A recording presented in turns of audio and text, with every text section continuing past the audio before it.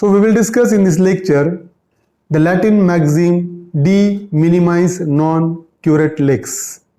So the meaning of this maxim we will discuss, and the applicability of this particular maxim we will discuss in this particular lecture. So let's start the topic.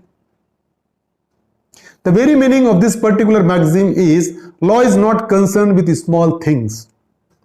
So whenever the question relating to small things arises, law is having a no concern with those small things.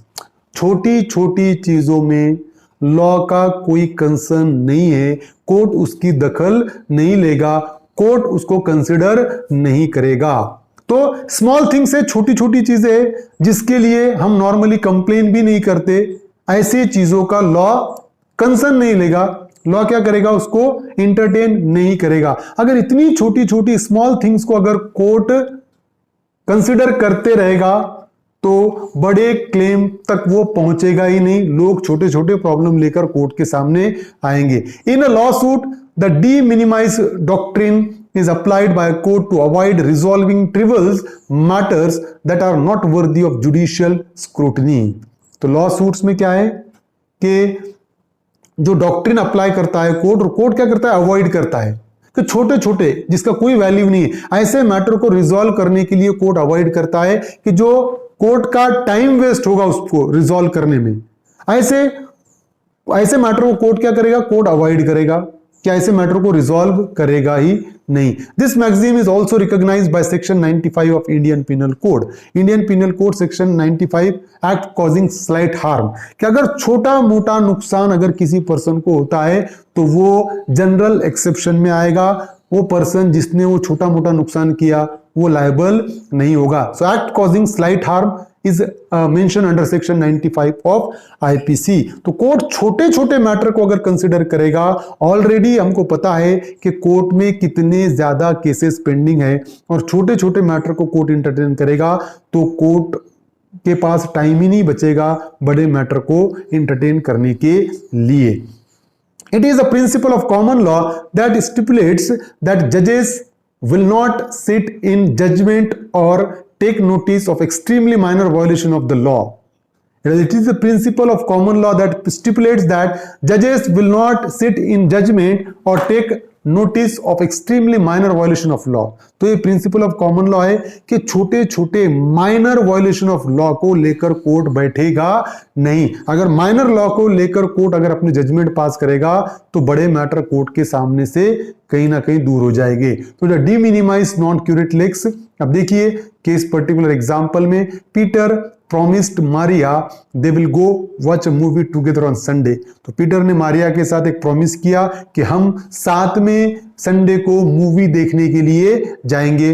तो that was the promise from the Peter to Maria. Peter did not appear at the theaters, however Maria suffered mental trauma and agony. So on Sunday Peter fails to appear at the theater, and due to which the Maria suffered mental trauma and agony। तो क्या हुआ? Sunday को जब Maria theatre गई तो Peter वहां पर पहुंचा ही नहीं, जिसके वजह से मारिया को क्या हुआ? तकलीफ हुई, मेंटल ट्रॉमा हुआ। वो अपना टाइम निकालकर थिएटर पहुंची, उसको तकलीफ हुई, तो मेंटल ट्रॉमा हुआ उसको, है ना। मारिया सूड पीटर फॉर डैमेजेस, और मारिया ने पीटर के अगेंस्ट में सूट फाइल कर दिया कि इसने मुझे वादा किया था मुझे संडे को मूवी बताने के लिए और उसने मूवी नहीं बताया, डैमेजेस के लिए सूट फाइल किया। अब यहां पर क्या हुआ? तो the court will dismiss Maria suit here because of the law does not take into account trivial issues. तो अब जब मारिया सूट फाइल करेगी भी तो कोर्ट क्या करेगा? उस सूट को डिसमिस करेगा, क्योंकि कोर्ट ये बोलेगा कि de minimis non curat lex, के law does not take account of trifles matter, कि जो छोटे छोटे मैटर होंगे उसका कोर्ट कंसिडर नहीं करेगा। ये छोटा मैटर है, मूवी नहीं बताना, अगर इसके लिए सूट फाइल होते रहेगी तो कोर्ट ऐसे ही सूट कोर्ट के सामने रोज 100 सूट्स फाइल होंगे जिसको कोर्ट इंटरटेन कर ही नहीं सकता। तो इसीलिए ऐसी सूट को कोई वैल्यू नहीं रहेगा। कवर्ड वर्सेस बैडली, देखिए, a bystander touched a fireman on the arm to draw his attention to another part of a building in which a fire raged। तो एक बिल्डिंग में आग लगी हुई थी, फायर ब्रिगेड के फायरमैन क्या कर रहे थे? वो आग बुझा रहे थे।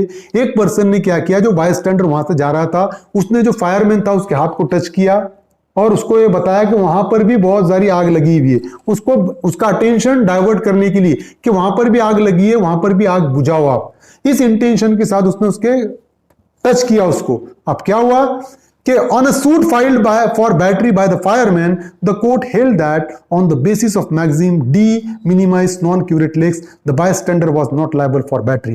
अब वो bystander ने क्या किया था, फायरमैन के हाथ को टच किया उसका अटेंशन ले जाने के लिए कि यहां पर भी आग लगी, इसको बुझाने के लिए, और वो फायरमैन ने उस bystander के अगेंस्ट में सूट फाइल कर दिया।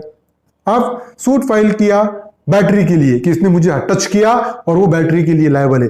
कोर्ट ने बोला कि नहीं, non de minimis non curat lex, इस मैक्सिम को अप्लाई किया कोर्ट ने, और कोर्ट ने बोला कि वो बाय स्टैंडर्ड बैटरी के लिए लायबल नहीं है, क्योंकि छोटे छोटे हाथ को टच किया, इसके लिए अगर बैटरी का सूट फाइल हो जाएगा तो कोर्ट के पास रोज कितने केसेस आएंगे। तो कोर्ट ने बोला कि नहीं, कोर्ट आपको कोई मदद नहीं करेगा। फायरमैन के केस को कोर्ट ने डिसमिस किया by applying this particular maxim de minimis non curat legs.